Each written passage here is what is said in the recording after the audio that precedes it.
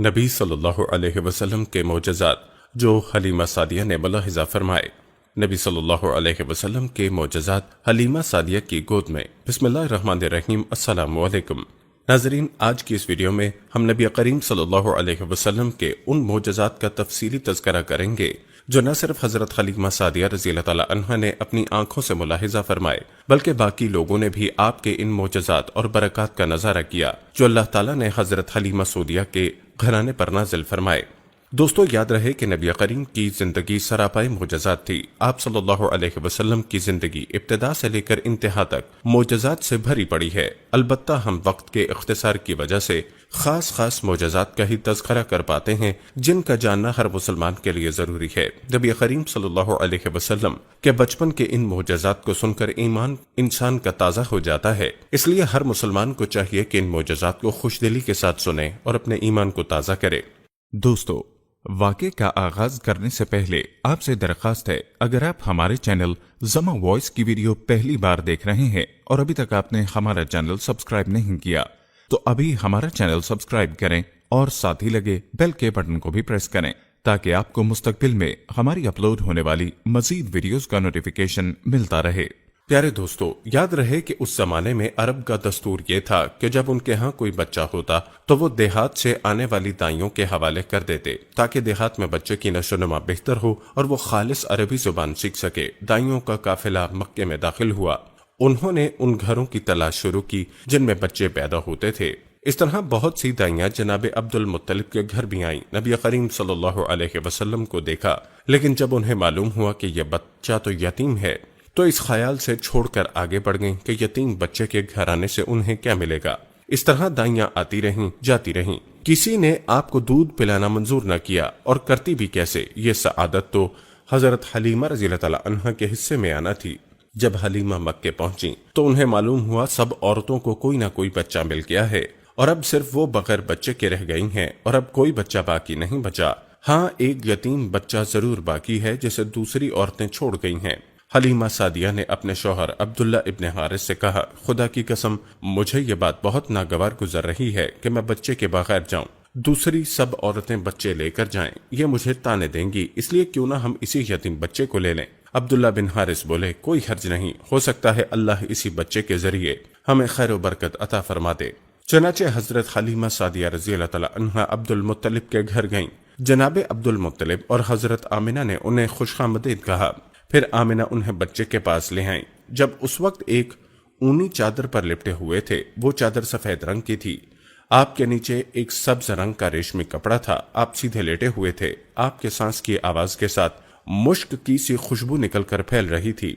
حلیمہ سعدیہ رضی اللہ تعالی عنہا آپ کے حسن جمال کو دیکھ کر حیرت زدہ رہ گئیں۔ آپ اس وقت سوئے ہوئے تھے، انہوں نے جگانا مناسب نہ سمجھا، لیکن جو ہی انہوں نے پیار سے اپنا ہاتھ آپ کے سینے پر رکھا، آپ مسکرا دیے اور آنکھیں کھول کر ان کی طرف دیکھنے لگے۔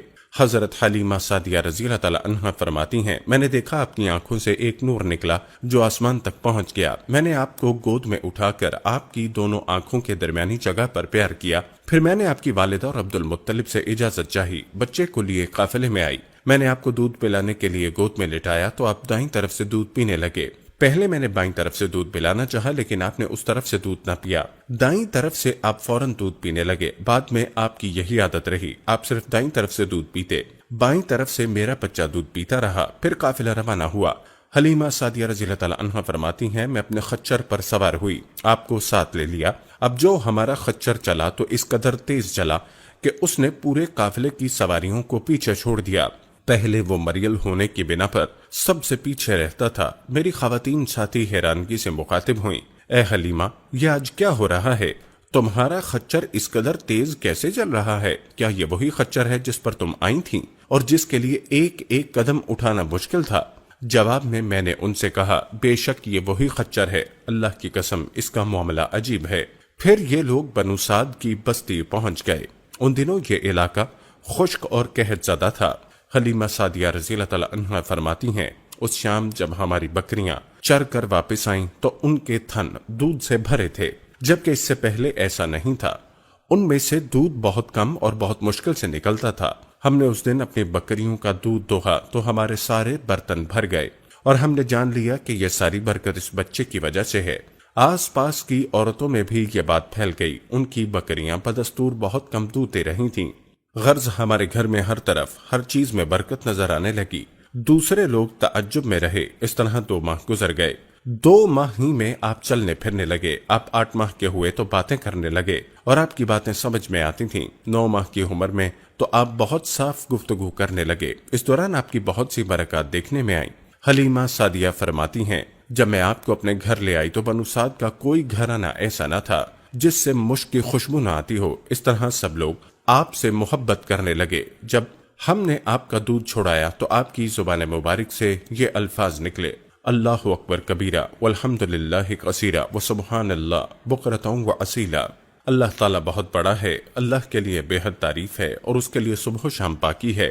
پھر جب آپ صلی اللہ علیہ وسلم 2 سال کے ہو گئے تو ہم آپ کو لے کر آپ کی والدہ کے پاس آئے۔ اس عمر کو پہنچنے کے بعد بچوں کو ماں باپ کے حوالے کر دیا جاتا تھا۔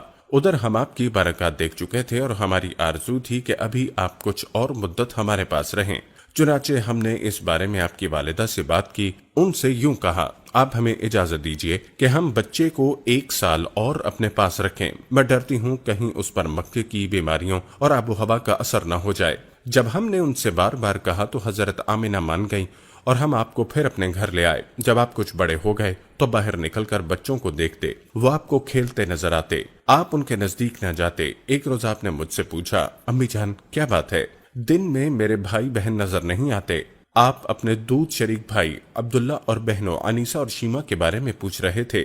حلیمہ رضی اللہ تعالی عنہا فرماتی ہیں، میں نے آپ کو بتایا وہ صبح سویرے بکریاں چرانے جاتے ہیں، شام کے بعد گھر آتے ہیں۔ یہ جان کر آپ نے فرمایا، تب مجھے بھی ان کے ساتھ بھیج دیا کریں۔ اس کے بعد آپ اپنے بھائی بہنوں کے ساتھ جانے لگے۔ آپ خوش خاش جاتے اور واپس آتے۔ ایسے میں ایک دن میرے بچے خوف زدہ انداز میں دوڑتے ہوئے آئے اور گھبرا کر بولے، امی جان جلدی چلیے ورنہ بھائی محمد صلی اللہ علیہ وسلم ختم ہو جائیں گے۔ یہ سن کر ہمارے تو خوش اڑ گئے۔ دوڑ کر وہاں پہنچے تو ہم نے آپ کو دیکھا، آپ کھڑے ہوئے تھے، رنگ اڑا ہوا تھا، چہرے پر زردی چھائی ہوئی تھی، اور یہ اس لیے نہیں تھا کہ آپ کو سینہ چاک کیے جانے سے کوئی تکلیف ہوئی تھی، بلکہ ان فرشتوں کو دیکھ کر آپ کی حالت ہوئی تھی۔ حلیمہ سعدیہ رضی اللہ تعالی عنہا فرماتی ہیں، ہم نے آپ سے پوچھا کیا ہوا تھا؟ آپ نے بتایا میرے پاس 2 آدمی آئے تھے، وہ سفید کپڑے پہنے ہوئے تھے۔ پھر وہ دونوں میرے قریب آئے، مجھے پکڑا اور لٹا دیا۔ اس کے بعد انہوں نے میرا پیٹ چاک کیا، اس میں کوئی چیز تلاش کرنے لگے۔ آخر انہیں وہ مل گئی اور انہوں نے اسے باہر نکال کر پھینک دیا۔ میں نہیں جانتا وہ کیا چیز تھی۔ اس چیز کے بارے میں دوسری روایات میں یہ وضاحت ملتی ہے کہ وہ سیاہ رنگ کا ایک دانہ سا تھا۔ یہ انسان کے جسم میں شیطان کا گھر ہوتا ہے اور شیطان انسان کے بدن میں یہیں سے اثرات ڈالتا ہے۔ حلیمہ سعدیہ رضی اللہ تعالی عنہا فرماتی ہیں، پھر ہم آپ کو گھر لے آئے۔ اس وقت میرے شوہر عبداللہ بن حارث نے مجھ سے کہا، حلیمہ مجھے ڈر ہے کہیں اس بچے کو کوئی نقصان نہ پہنچ جائے، اس لیے اسے اس کے گھر والوں کے پاس پہنچا دو۔ میں نے کہا ٹھیک ہے۔ پھر ہم آپ کو لے کر مکے کی طرف روانہ ہوئے۔ جب میں مکے کے بالائی علاقے میں پہنچی تو آپ اچانک غائب ہو گئے۔ میں حواس باختہ ہو گئی۔ حلیمہ سعدیہ فرماتی ہیں، میں پریشانی کی حالت میں مکے پہنچی۔ آپ کے دادا عبد المطلب کے پاس پہنچتے ہی میں نے کہا، میں آج رات محمد کو لے کر آ رہی تھی۔ جب میں بالائی علاقے میں پہنچی تو وہ اچانک کہیں گم ہو گئے۔ اب خدا کی قسم میں نہیں جانتی وہ کہاں ہے۔ عبد المطلب یہ سن کر فوراً کعبے کے پاس کھڑے ہو گئے۔ انہوں نے آپ کے مل جانے کے لیے دعا کی، پھر آپ کی تلاش میں روانہ ہوئے۔ ان کے ساتھ ورقہ بن نوفل بھی تھے۔ غرض دونوں تلاش کرتے کرتے تہامہ کی وادی میں پہنچے۔ ایک درخت کے نیچے انہیں ایک لڑکا کھڑا نظر آیا۔ اس درخت کی شاخیں بہت گھنی تھی۔ عبد المطلب نے پوچھا، لڑکے تم کون ہو؟ حضور صلی اللہ علیہ وسلم چونکہ اس وقت تک قد نکال چکے تھے، اس لیے عبد المطلب پہچان نہ سکے۔ آپ کا قد تیزی سے بڑھ رہا تھا۔ جواب میں آپ نے فرمایا، میں محمد بن عبداللہ بن عبد المطلب ہوں۔ یہ سن کر عبد المطلب بولے، تم پر میری جان قربان، میں ہی تمہارا دادا عبد المطلب ہوں۔ پھر انہوں نے آپ کو اٹھا کر سینے سے لگایا اور رونے لگے۔ آپ کو گھوڑے پر اپنے آگے بٹھایا اور مکے کی طرف چلے۔ گھر آ کر انہوں نے بکریاں اور گائیں ذبح کی اور مکے والوں کو دعوت دی۔ آپ کے مل جانے کے بعد حضرت حلیمہ سعدیہ حضرت آمنہ کے پاس آئیں تو انہوں نے پوچھا، حلیمہ اب آپ بچے کو کیوں لے آئیں؟ آپ کی تو خواہش تھی کہ یہ ابھی آپ کے پاس اور رہیں۔ انہوں نے جواب دیا، یہ بڑے ہو گئے ہیں اور اللہ کی قسم میں اپنی ذمہ داری پوری کر چکی ہوں۔ میں خوف محسوس کرتی رہتی ہوں کہیں انہیں کوئی حادثہ نہ پیش آ جائے، لہٰذا انہیں آپ کے سپرد کرتی ہوں۔ حضرت آمنہ کو یہ جواب سن کر حیرت ہوئی، بولی، مجھے سچ سچ بتاؤ ماجرا کیا ہے؟ تب انہوں نے سارا حال کہہ سنایا۔ حلیمہ سعدیہ نے دراصل کئی عجیب و غریب واقعات دیکھے تھے۔ ان واقعات کی وجہ سے وہ بہت پریشان ہو گئیں۔ پھر سینہ مبارک چاک کیے جانے والا واقعہ پیش آیا تو وہ آپ کو فوری طور پر واپس کرنے پر مجبور ہوئیں۔ حضرت حلیمہ نے حضرت آمنہ رضی اللہ تعالی عنہا کو چند مزید واقعات بھی بتائے جن کا تذکرہ ہم اپنی اگلی ویڈیو میں کریں گے انشاءاللہ۔ پیارے دوستو، نبی کریم صلی اللہ علیہ وسلم کو اللہ تعالیٰ ایسی برکات عطا فرما رکھی تھی کہ جہاں جہاں آپ کے قدم جاتے وہاں وہاں برکات کا ایسا نزول ہوتا کہ دیکھنے والا بھی پریشان ہو جاتا کہ آخر ماجرا کیا ہے۔ جیسا کہ حلیمہ سعدیہ کی خچر اور ان کی اونٹنی کا معاملہ ہی لے لیجئے کہ آتے ہوئے وہ سواریاں جو سب سے پہلے تھیں، جاتے ہوئے وہ سواریاں سب سے آگے تھیں، جو ایک ناقابل یقین بات تھی۔ لیکن دوستو، اس کو تو معجزہ کہتے ہیں کہ جو چیز عام فہم سے بالاتر ہو۔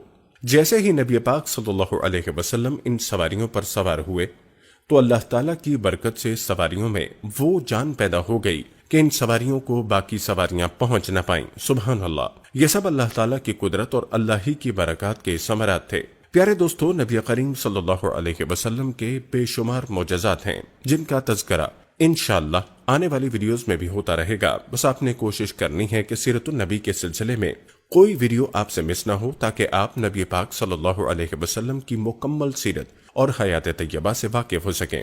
ہم یہ امید کرتے ہیں کہ آپ کو ہماری آج کی یہ ویڈیو ضرور پسند آئی ہوگی۔ اگر آپ کو ہماری آج کی یہ ویڈیو پسند آئی ہے تو سب سے پہلے اس کو لائک کریں، اپنی رائے کا اظہار کمنٹ سیکشن میں لازمی کریں۔ آخر میں آپ سے ایک بار پھر درخواست ہے کہ آپ ہمارے چینل زما وائس کو ضرور سبسکرائب کر لیں اور ساتھ ہی لگے گھنٹی کے بٹن کو بھی کلک کریں تاکہ آپ کے پاس ہماری آنے والی مزید ویڈیوز کا نوٹیفیکیشن پر وقت ملتا رہے۔ اللہ تعالیٰ آپ کو اپنی حفظ و امان میں رکھے، آمین۔